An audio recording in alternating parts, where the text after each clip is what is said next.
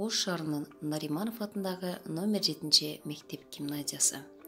10 класс, тарбиялык саат, класс жетекчиси Карабекова Самара Өмүрзаковна. Саламатсыңарбы, балдар? Ден соолугуңар жакшыбы? Үй бүлөңөр менен тынч аман отурасыңарбы? Маанайыңар кандай? Бүгүнкү сабакта мен силерге жагымдуу маанай каалаймын. Ошону менен бирге сабагыбызды баштайбыз. Бүгүнкү класстык саатыбыздын темасы кыргыз тили, Кыргыз Республикасынын мамлекеттик тили. Сабагыбыздын максаты кыргыз тили тууралуу маалымат ала алабыз. Кыргыз тили жана анын келечеги тууралуу ойлорубузду эркин айта алабыз. Ошондой эле элестетүүбүздү, эске сактообузду, кеп маданиятыбызды калыптантабыз. Сөз байлыгыбызды арттырабыз. Ынтымактуулукка, бири-бирибизди сыйлоого, таза кыргызча сүйлөөгө тарбияланабыз. Келгиле, мен силерге сабагыбыздын башында 2 суроо менен кайрылгым келип жатат. Мамлекеттик тил жөнүндөгү мыйзам качан кабыл алынды? Тил жоголсо эмне жоголот? Балдар, силер бул суроо тууралуу аябаганда жакшы билесиңер. Демек, туура айтасыңар, балдар. Азаматсыңар. Анда силердин маалыматыңарды мен толуктап кетейин.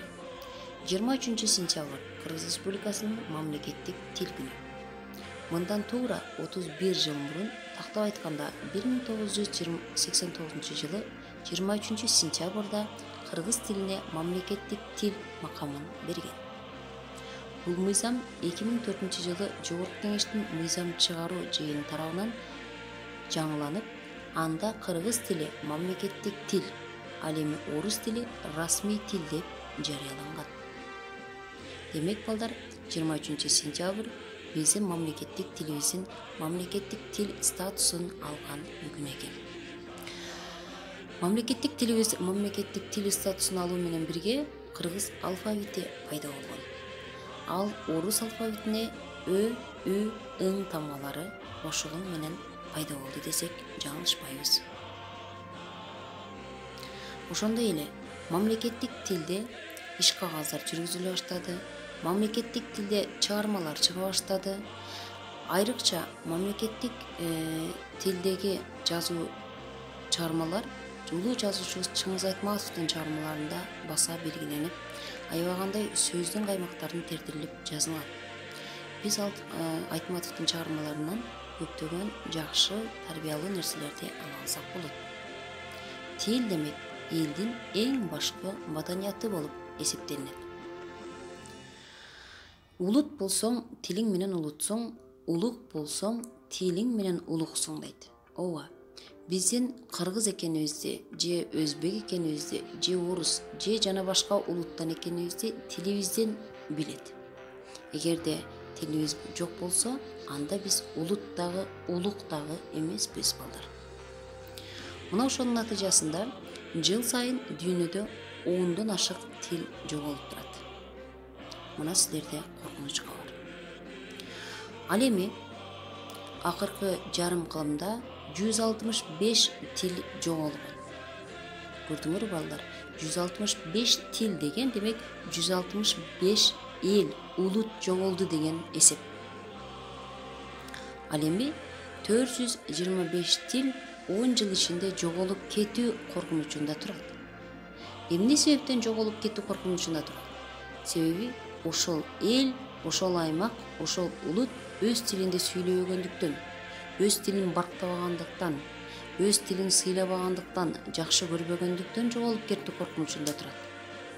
Кудай сактасын дейли, биздин мамлекеттик кыргыз тилибиз дагы мына ошол жоголуп кетүү коркунучунда турган 425 тилдин арасына кирип калбасын.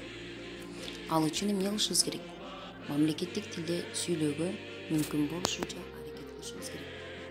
Биз билебиз, биздин арабызда жаштардын көпчүлүгү мамлекеттик тилде сүйлөй алышпайт. Мамлекеттик тилде жаза алышпайт.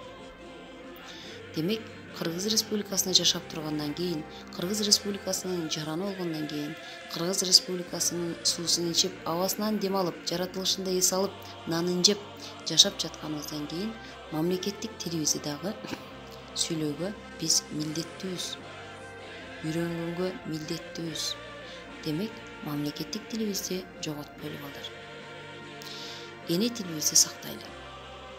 Ооба, эне тилибизди сакташ үчүн эмне кылышыбыз керек? Силерге тапшырма.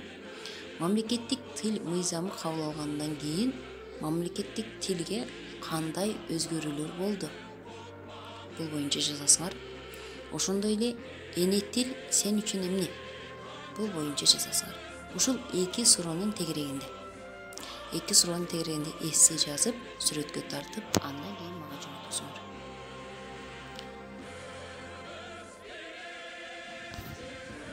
Көңүл бурганыңарга чоң рахмат. Саламатта калыңла балдар.